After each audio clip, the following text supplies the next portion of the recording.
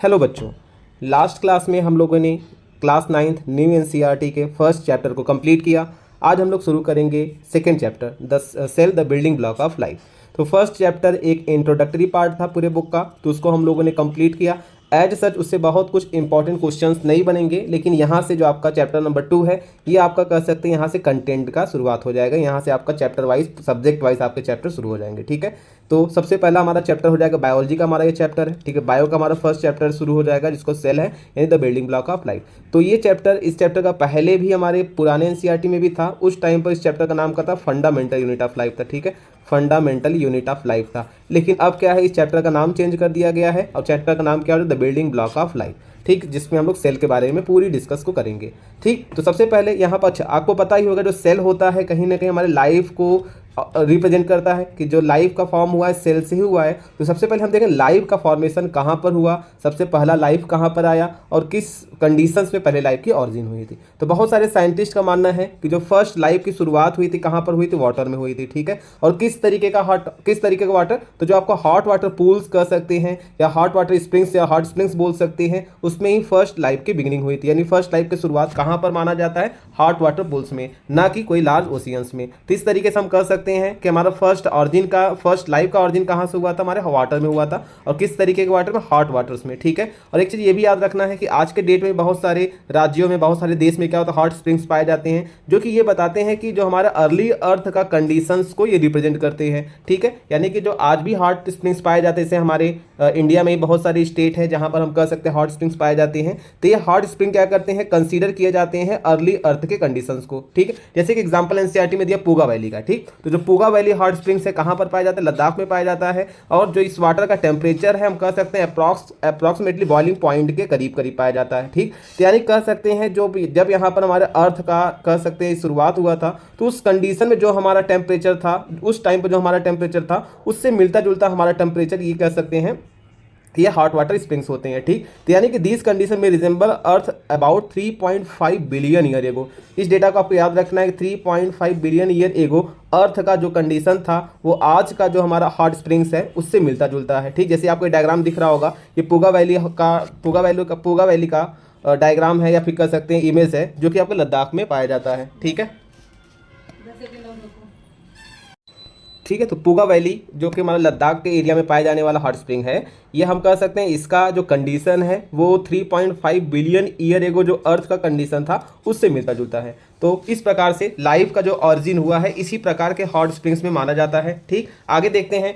सबसे पहले in hot springs में पाए जाने वाले जो ऑर्गेनिजम्स थे वो कौन थे? तो आपको याद रखना पड़ेगा, सबसे पहले जो इस अर्थ पर ऑर्गेनिज्म का फॉर्मेशन हुआ था वो कहीं ना कहीं हमारे सबसे प्रिमिटिव ऑर्गेनिज्म, जिसको हम बैक्टीरिया बोलेंगे, तो बैक्टीरिया ही थे, जो कि आगे जब आपको पढ़ाएंगे बैक्टीरिया क्या होते हैं? प्रोकैरियोट्स होते हैं। तो एक प्रकार सबसे पहले अर्थ पर किस ऑर्गेनिज्म का ऑरिजिन हुआ था? तो आप बताएंगे प्रोकैरियोट्स का। वो भी किस टाइप के प्रोकैरियोट्स को? तो आप बताएंगे थर्मोफिल्स। अच्छा, थर्मोफिल्स क्या होते हैं? यह एक प्रकार के ऐसे ऑर्गेनिजम्स होते हैं जो बहुत ही हाई टेम्परेचर में अपने आप को सर्वाइव करते हैं, या फिर बोले कि इनका फॉर्मेशन या ऑरिजिन हाई टेम्परेचर में ही होता है। अच्छा, थर्मोफिल्स को अगर हम ब्रेक करेंगे, थर्मो का मतलब क्या होता है? हीट, और फिल्स का मतलब होता है लव। यानी कि ऐसे ऑर्गेनिज्म जो बहुत ही ज़्यादा हाई टेम्परेचर वाले एरिया में ही अपने आप को ग्रो करते हैं उनको हम लोग थर्मोफिल्स बोलते हैं। ठीक है, और याद रखिएगा जो थर्मोफिल्स कौन है? एक प्रकार से बैक्टीरिया ही है जो कि क्या होते हैं? हाई टेम्परेचर में भी अपने आप को सर्वाइव करते हैं। ठीक, यानी कि यूनिसेलुलर ऑर्गेनिजम्स हैं, यानी हमारे क्या है? बैक्टीरिया है। ठीक, जब आपको आगे बताएंगे, आगे जब आप हायर क्लास में आप आएंगे तो आप देखेंगे बैक्टीरिया जो होते हैं दो प्रकार के होते हैं। होता है आर्की बैक्टीरिया होता है। ठीक है, एक होगा आर्की बैक्टीरिया और एक होता हमारा यू बैक्टीरिया होता है। ठीक, एक हो गया आर्की बैक्टीरिया और दूसरा हमारा यू बैक्टीरिया। तो आर्की बैक्टीरिया कैसे बैक्टीरिया होते हैं? ऐसे बैक्टीरिया जो बहुत ही हार्श कंडीशन में अपने आप को ग्रो करते हैं। जैसे मान लें बहुत साल्टी एरिया है कहीं पर, ठीक है, मान लेते हैं बहुत हाई टेम्परेचर वाला एरिया है, बहुत ही एसिडिक एरिया है, तो इन एरियाज में ऐसे बैक्टीरिया का डेवलपमेंट होता है, तो इनको हम लोग आर्की बैक्टीरिया बोलते हैं। इसी आर्की बैक्टीरिया का हमारा एक ग्रुप है जिसको बोलते हैं थर्मोफिल्स बैक्टीरिया। ठीक है, यानी जो थर्मोफिल्स बैक्टीरिया है ऐसे बैक्टीरिया है जिनका ऑरिजिन हमारे वाटर में हुआ था, वो भी हॉट वाटर टेम्परेचर बोल सकते हैं, हाई टेम्परेचर वाले एरिया में इनका फॉर्मेशन हुआ था, इनका ऑरिजिन हुआ था, तो इनको लोग इसी वजह थर्मोफिल्स बोलते हैं। ठीक, जैसे यहाँ पर एक डायग्राम, माइक्रोस्कोपिक डायग्राम दिया है थर्मोफिल्स का, तो ये ऐसे बैक्टीरिया है an organism that thrives at high temperature, यानी कि हाई टेम्परेचर में इनका फॉर्मेशन होता है, ऑरिजिन होता है। ठीक, आगे देखते हैं, बहुत सारे रिसर्च किए गए थे, तो यानी कि Birbal Sahni institute of palaeo science जो कि लखनऊ में लोकेटेड है। ठीक है, इनके कुछ साइंटिस्ट ने रिसर्च किया और बताया कि जो हॉट स्प्रिंग्स होते हैं यहाँ पर क्या होता है, कैल्शियम कार्बोनेट का फॉर्मेशन बहुत ही जल्दी हुआ, या फिर बोल सकते हैं form quickly around the spring, यानी कि उस हॉट स्प्रिंग्स के आसपास कैल्शियम कार्बोनेट का फॉर्मेशन हुआ। ठीक, और ये कैल्शियम कार्बोनेट क्या करता है, ये कैल्शियम कार्बोनेट क्या किया, प्रोटेक्ट किया हमारे ऑर्गेनिक मॉलिक्यूल्स को उस हार्मफुल रेडिएशन से जो सन से उस टाइम पर आता था। क्योंकि आपको पता अर्ली अर्थ पर जो सन थे, वहाँ सन से जो हमारा रेज आता था उसमें बहुत ज़्यादा क्या था, अल्ट्रा वायलेट रेज होती थी। ठीक है, और उस टाइम पर ओजोन का फॉर्मेशन हुआ नहीं था, तो इस वजह से क्या था कि हमारे बहुत सारे रेडिएशन डायरेक्ट अर्थ पर आते थे। इसी वजह से क्या था, अर्ली टाइम पर उतना ज़्यादा कह सकते हैं ऑर्गेनिज्म का डेवलपमेंट नहीं होता था। ठीक, लेकिन धीरे धीरे जैसे अर्थ का टेम्परेचर डाउन होता शुरू हुआ तो यहाँ पर क्या हुआ, यहाँ पर हमारा क्या बोल सकते हैं कि ओजोन का फॉर्मेशन हुआ, जिसकी वजह से बहुत सारे हमारे हार्मफुल रेज होते हैं वो रिफ्लेक्ट होते चले गए। इसकी वजह से हमारे पास जो अर्थ में इस टाइम पर रेज आते हैं बहुत ही ज़्यादा डेंजरस यूवी रेस नहीं आ पाते हैं। ठीक, तो इस वजह से अर्थ पर हमारा कह सकते हैं जो ऑर्गेनिजम्स है उनका सर्वाइवल पॉसिबल हो पाया, क्योंकि जो हमारा ओजोन था वो बहुत सारे हार्मफुल रेडिएशंस को रिफ्लेक्ट करके वापस भेज देता था। तो इस वजह से कह सकते थे उस टाइम पर कैल्शियम कार्बोनेट क्या करता था, ऑर्गेनिक मॉलिक्यूल के चारों ओर एक प्रोटेक्टिंग कवरिंग बना लेता था, जिससे हार्मफुल रेडिएशन से वो प्रोटेक्ट हो जाते थे, यानी protected them from extreme environmental condition. और ये जो कैल्शियम कार्बोनेट थे, क्योंकि आपको पता है उस टाइम पर टेम्परेचर भी अगर देखा जाए एक डेटा के अनुसार 6K डिग्री यानी कि लगभग 6000 डिग्री सेल्सियस तक हमारा अर्थ का टेम्परेचर हुआ करता था। फिर धीरे धीरे जैसे कूल डाउन होना शुरू हुआ तो उस टाइम पर जो हॉट स्प्रिंग्स हुआ करते थे वहां पर कैल्शियम कार्बोनेट का फॉर्मेशन हुआ, और वही कैल्शियम कार्बोनेट क्या करते थे, हमारे ऑर्गेनिक मॉलिक्यूल को प्रोटेक्ट करते थे। और इस तरीके से हमारा जो उस टाइम पर एनवायरमेंटल कंडीशन था उसी की वजह से धीरे धीरे बहुत सारे ऑर्गेनिक मॉलिक्यूल जुड़ के एक सेल का फॉर्मेशन किए, और कह सकते हैं वही सेल क्या होता है, एक लिविंग ऑर्गेनिज्म का कह सकते हैं बेसिक यूनिट होता है। यानी कि कह सकते हैं calcium carbonate help in forming first protective membrane that is cell boundary. ठीक, आगे देखते हैं तो सेल क्या है। अब यहाँ पर हमारा एक्चुअल में टर्म आता है सेल है क्या, यानी कि हम कह सकते हैं cell is the basic unit of life. अब इस लाइन का मतलब क्या है, कोई भी लिविंग ऑर्गेनिज्म हो अर्थ पर, यानी कि अर्थ पर कोई भी अगर लिविंग ऑर्गेनिज्म होगा तो उसका जो फॉर्मेशन होगा सेल से ही होगा। अगर उसके पास सेल नहीं है तो उसको हम लिविंग ऑर्गेनिज्म नहीं बोलेंगे। तो इस वजह से कहा गया कि इस अर्थ पर पाए जाने वाले अगर कोई भी लिविंग ऑर्गेनिज्म होगा उसका फॉर्मेशन सेल से ही हुआ होगा। That's why we can say that cell is the basic unit of life. Cell को हम डिफाइन कैसे करेंगे, तो इस तरीके से हम बोल सकते हैं कि all living organisms are made up of cell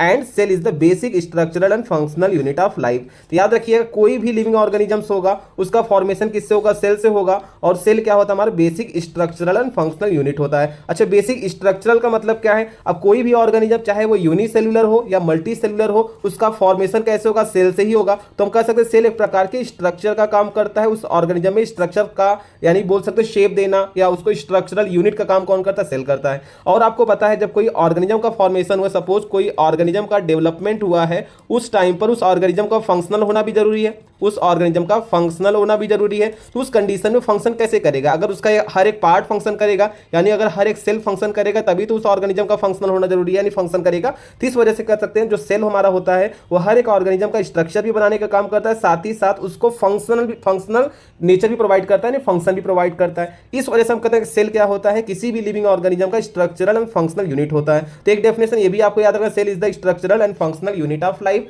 cell is the living कह सकते हैं cell is the basic unit of life and cell is the fundamental unit of life. We can also say that cell is the fundamental unit of life, cell is the fundamental unit of life, क्योंकि इसी नाम से हमारा पहले का chapter हुआ करता था।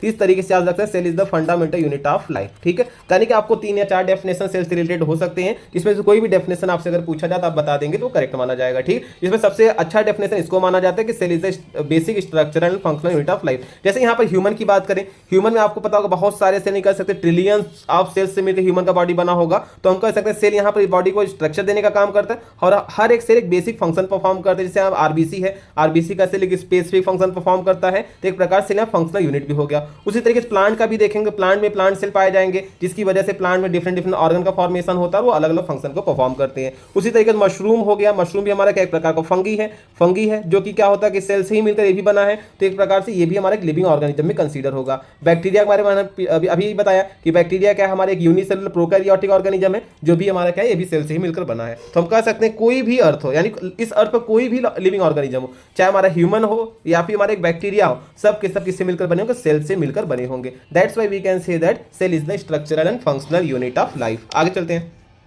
आगे देखेंगे टाइप्स ऑफ ऑर्गेनिज्म, तो यानी कि यहाँ पर देखेंगे दो टाइप के ऑर्गेनिज्म के बारे में डिस्कस करेंगे। सबसे पहला हमारा होगा यूनिसेलुलर ऑर्गेनिज्म और दूसरा हम लोग पढ़ेंगे मल्टी सेलुलर ऑर्गेनिज्म के बारे में। तो यूनिसेलुलर से यूनि मतलब क्या होता है वन, और सेलुलर का मतलब क्या होता है सेल, यानी कि ऐसे ऑर्गेनिज्म जिनका फॉर्मेशन सिर्फ सिंगल सेल से होता है। ठीक है, ऐसे ऑर्गेनिज्म जिसका फॉर्मेशन सिर्फ सिंगल सेल से होता है उस ऑर्गेनिज्म को क्या बोलते हैं हम लोग, यूनिसेलुलर ऑर्गेनिज्म बोलते हैं। ठीक है, जैसे में एग्जांपल बैक्टीरिया हो गया, ईस्ट हो गया, यूग्लिना, पैरामीशियम हो गया, अमीबा हो गया। ठीक है, ये सब क्या है, क्लेमाइडोमोनास हो गए। ठीक, ये सब हमारे ऐसे सेल हैं जो कि सिंगल सेल से मिलकर बने होते हैं, तो इनको हम लोग बोलते हैं यूनिसेलुलर ऑर्गेनिजम्स बोलते हैं। यानी जैसे देखें यहाँ बैक्टीरिया का डायग्राम दिया गया है, तो बैक्टीरिया हमारा क्या है, एक यूनिसेलुलर है। ठीक, और हमारे यूग्लिना, पैरामीशियम, यीस्ट, ये सब क्या यूनिसेलुलर है। ठीक, अच्छा यूनिसेलुलर को हम लोग दो ग्रुप में डिवाइड करेंगे, एक हमारा होगा प्रोकैरियोटिक यूनिसेलुलर हो गया, प्रोकैरियोटिक, और दूसरा हो जाएगा यूकैरियोटिक। ठीक है, यूकैरियोटिक। अच्छा एक बात आपको याद रखना है, जितने भी प्रोकैरियोटिक होंगे ये यूनिसेलुलर ही होंगे, यानी कि प्रोकैरियोटिक जितने भी ऑर्गेनिजम्स होंगे सब यूनिसेलुलर ही होंगे, इस बात को आपको याद रखना है। लेकिन यूकैरियोटिक क्या है, यूनी और मल्टी दोनों हो सकते हैं, यूनिसेलुलर और मल्टीसेलुलर दोनों हो सकते हैं। इस तरीके से हम कर सकते हैं। यूकैरियोटिक यूनिसेलुलर के एग्जांपल की बात करेंगे तो क्लेमाइडोमोनास हो गया, यूग्लिना, पैरामीशियम, बैक्टीरिया तो आपका क्या है, प्रोकैरियोट हो जाएगा, अमीबा हो गया, ईस्ट हो गया, ये सब यूकैरियोटिक यूनिसेलुलर के एग्जांपल है। ठीक, आगे देखते हैं। अगला हमारा मल्टी सेलुलर ऑर्गेनिज्म की बात करें तो the organism which made up of many cells is called as the multi cellular organism. तो इसके आप जितने भी सराउंडिंग्स में ऑर्गेनिज्म सब देख देते हैं, प्लांट हो, फिश हो, बर्ड हो, ह्यूमन में जितने भी ऑर्गेनिज्म को आप सराउंडिंग्स में देखते हैं सब के सब क्या होंगे, मल्टी सेलुलर में आएंगे। तो हम कह सकते हैं कि बहुत सारे ऑर्गेनिज्म जो हम आज के सराउंडिंग में देखते हैं they are made up of many cell, that's why they are called as the multi cellular organism. ठीक, तो टाइप्स ऑफ ऑर्गेनिज्म में क्या हो गया, दो हो गया, एक हो गया हमारे मल्टी सेलुलर ऑर्गेनिज्म और एक हो गया यूनिसेलुलर ऑर्गेनिज्म। यूनिसेलुलर ऑर्गेनिज्म मतलब क्या, कि जो सिंगल सेल से मिलकर बने होते हैं, ये हमारे क्या हो सकते हैं, प्रोकैरियोटिक यूनिसेलुलर ही होगा, ये तो बताया मैंने। और यूकैरियोट में हम लोग किसकी बात करेंगे, स्पेसिफिकली यूनिसेलुलर। इसके एग्जांपल आपसे पूछे जा सकते हैं, तो याद रखिएगा आपका अमीबा हो गया, पैरामीशियम हो गया, यूग्लिना हो गया, ईस्ट हो गया, ये सब क्या हमारे यूकैरियोटिक यूनिसेलुलर है। प्रोकैरियोटिक यूनिसेलुलर के एग्जांपल में आपको याद रखना है बैक्टीरिया को। ठीक है, बैक्टीरिया हमारा क्या है, प्रोकैरियोटिक यूनिसेलुलर ऑर्गेनिज्म में आ गया। ठीक, तो हमारे ये यूनिसेलुलर हो गया और हमारे मल्टीसेलुलर हो गया। ठीक है, आगे देखते हैं कि लेवल ऑफ ऑर्गेनाइजेशन क्या है। जैसे कि अगर मैं मल्टीसेलुलर की बात करूं तो मल्टीसेलुलर में किस तरीके जो सेल होते हैं वो एक मल्टीसेलुलर ऑर्गेनिज्म का फॉर्मेशन करेंगे, इसको देखेंगे। तो सबसे पहले आपको पता है किसी भी लिविंग ऑर्गेनिज्म का बेसिक यूनिट क्या होता है, सेल ही होता है। ठीक, तो जो सेल होते हैं सेल ही एग्रीगेट होकर क्या बनाते हैं, टिश्यू बनाते हैं, टिश्यू एग्रीगेट होकर ऑर्गन बनाएगा और ऑर्गन से ऑर्गन सिस्टम, और लास्ट में उसी ऑर्गन सिस्टम के कॉम्प्लेक्शन से हमारा क्या बनेगा, एक ऑर्गेनिज्म का फॉर्मेशन हो जाएगा। ठीक है, जैसे यहां पर देखेंगे हमारा एक सेल है, सेल से हमारा क्या बना, टिश्यू बना, टिश्यू से ऑर्गन बना, ऑर्गन से ऑर्गन सिस्टम, एक ऑर्गन सिस्टम से एक ऑर्गेनिज्म का फॉर्मेशन हुआ। तो हम कह सकते हैं कि यहां पर एक हायरार्की फॉलो होती है कि सेल से टिश्यू, टिश्यू से ऑर्गन, ऑर्गन से ऑर्गन सिस्टम और ऑर्गन सिस्टम से ऑर्गेनिज्म। तो इस तरीके से इसको हम लोग बोलते हैं लेवल ऑफ ऑर्गेनाइजेशन। ठीक, तो यानी बहुत सारे ऑर्गेनिज्म होंगे जिसमें सिंगल सेल से ही क्या होगा, उसका पूरा लाइफ कर सकते हैं, सर्वाइव करेगा। बहुत सारे ऑर्गेनिज्म्स होंगे टिश्यू लेवल पर, पूरा टिश्यू लेवल पर बहुत सारे ऑर्गेनिज्म अपने आप को सर्वाइव करते हैं। ठीक, उसी तरीके से क्या है कि यहाँ पर एक ऑर्गन सिस्टम लेवल या फिर बोलते हैं लेवल ऑफ ऑर्गेनाइजेशन हमको देखने को मिलता है। ठीक, यानी कि similar cell performing the same function for a tissue. ठीक है, form tissue, sorry, similar cell performing the same functions form tissue. यानी टिश्यू का यहाँ पर अगला चैप्टर तो है ही, फिर भी टिश्यू का मतलब क्या है, जो सेल्स होंगे, ठीक, सारे सेल्स क्या होंगे, एक प्रकार से क्या होंगे, सेम ऑरिजिन के होंगे, सेम ऑरिजिन के होंगे, और उनका जो फंक्शन होगा वो भी सेम होगा, सेम ऑरिजिन के प्लस सेम फंक्शन के। यानी कि जो हमारा टिश्यू होगा, टिश्यू को अगर डिफाइन करना हुआ तो हम बोल सकते हैं a group of cell which are from same origin and performing same function is called as the tissue. ठीक, इसका मतलब ये हुआ, ऐसा नहीं है कि हम क्या करते हैं कि मान लेते हैं कुछ सेल हम ले लेते हैं लीवर से, कुछ सेल हम ले लेते हैं स्टमक से। ठीक है, और इस तरीके से हम अलग अलग टाइप के सेल्स को लेकर एक ग्रुप बना दे और बोल दे टिश्यू, तो ये नहीं होगा, क्योंकि यहाँ पर उनका ऑरिजिन भी सेम नहीं है, फंक्शन भी सेम नहीं है। तो टिश्यू होने के लिए एक कंडीशन है कि उनका ऑरिजिन भी सेम होना चाहिए और सब मिलकर एक ही सेम फंक्शन को परफॉर्म करेंगे, तब हम उनको टिश्यू बोलेंगे। ठीक है, यानी different tissues combine to form organs. और आपको पता है कि जैसे मान लेते हैं यहाँ पे एक ऑर्गन हमारा है लीवर मान लेते हैं। ठीक, इस लीवर में क्या होंगे, बहुत सारे अलग अलग टिश्यू का ग्रुप मिलकर क्या होगा, हमारा लीवर बनाएगा। तो वही चीज है कि different tissues combines to form organ. और उसके बाद क्या है कि जैसे जो हमारे एक ऑर्गन है उसी तरीके बहुत सारे ऑर्गन एक साथ मिलकर जब एक फंक्शन को परफॉर्म करते हैं तो उसको हम लोग ऑर्गन सिस्टम बोलते हैं। जैसे अगर हम देखेंगे एग्जांपल से, एक एग्जांपल हम रेस्पिरेटरी सिस्टम का ले लेते हैं, इसमें आपको बहुत सारे ऑर्गन्स देखने को मिलेंगे, जैसे नोज आपको देखने को मिलेगा, ठीक, फेरिंग्स, ट्रैकिया, लंग्स, ये सब मिलकर क्या होगा, एक सेम फंक्शन को परफॉर्म करते हैं, रिस्पायरेशन को। ठीक है, सब क्या किसको परफॉर्म करेंगे, रिस्पायरेशन को। तो यानी कि हम कह सकते हैं यहाँ पर there are many organs are involve to perform perform same process that is single process respiration. तो ये हमारे क्या एग्जांपल है ऑर्गन सिस्टम का। तो जैसे यहाँ पे nasal pores, nasal cavity, trachea, lungs together they help in breathing. इनका मेन फंक्शन क्या है? ब्रीदिंग करना और साथ ही साथ रिस्पायरेशन में भाग लेना। तो ये क्या है हमारे एक प्रकार से ऑर्गन सिस्टम का एग्जांपल है। वैसे ही ह्यूमन बहुत सारे अलग अलग एग्जांपल्स हो सकते हैं। जैसे पुराने वाले डायग्राम अगर आप देखेंगे तो यहाँ पर आपको डाइजेस्टिव सिस्टम का दिख रहा होगा, ठीक है। तो डाइजेस्टिव सिस्टम भी क्या हमारे एक ऑर्गन सिस्टम है। डाइजेस्टिव सिस्टम हो गया, रेस्पिरेटरी सिस्टम हो गया, रिप्रोडक्टिव सिस्टम हो गया, ठीक है, और एक्सक्रीटरी सिस्टम हो गया। ऐसे बहुत सारे हमारे बॉडी में सिस्टम्स का कर सकते हैं एग्रीगेशन है, जिससे हम अलग अलग प्रोसेस को परफॉर्म करते हैं, ठीक। आगे देखते हैं इंपॉर्टेंस ऑफ सेल्स में even in a complex organism the cell remain the basic unit of structure and function and cell perform many important life activities. इसका मतलब यह है कि हम कह सकते हैं सेल का एक क्या इंपॉर्टेंट है हमारे लाइफ में। तो हम कह सकते हैं सेल इज एवरीथिंग। अगर सेल नहीं है, सेल लिविंग नहीं है, तो हम उसका कह सकते हैं हमारा भी कोई एग्जिस्टेंस नहीं होगा। तो हम कह सकते हैं कोई कितना भी कॉम्प्लेक्स ऑर्गेनिज्म क्यों ना हो, उसको बनाने के लिए सेल ही कह सकते हैं यूनिट का काम होगा। जैसे माने तो कोई भी हमारा बिल्डिंग हो, कोई भी हमारा मकान होगा, उसमें उसको बनाने के लिए आपको ब्रिक्स लगेंगे, सीमेंट लगेंगे। अगर इन सबको हम हटा देंगे तो हमारा वो मकान कह सकते हैं होम बोले, उसका कोई एग्जिस्टेंस नहीं रहेगा। वैसे एक लिविंग ऑर्गेनिज्म है, अगर उस लिविंग ऑर्गेनिजम्स में से हम क्या करें, अगर हम सेल को हटा लेंगे तो उस लिविंग ऑर्गेनिजम्स का एग्जिस्टेंस नहीं रहेगा। तो इस वजह से बोल सकते हैं cell is the basic unit of complex organisms also. Cell perform many important life activities. जैसे आपको पता है सेल के क्या होगा, रिस्पायरेशन भी सेल परफॉर्म करेगा, एक्सक्रीशन परफॉर्म करेगा, रिप्रोडक्शन परफॉर्म करेगा, ठीक है, सर्कुलेशन परफॉर्म करेगा। इस तरीके से सेल क्या होगा, बहुत सारे फंक्शन को परफॉर्म करता है और इसी वजह से एक लिविंग ऑर्गेनिज्म अपने आप को सर्वाइव कर पाता है। तो इस वजह से cell performing many important life activities by which each organism survive, जिसकी वजह से क्या होता है हर एक ऑर्गेनिज्म अपने आप को सर्वाइव करता है। तो सेल बहुत ही इंपॉर्टेंट रोल प्ले करता है। आगे देखते हैं।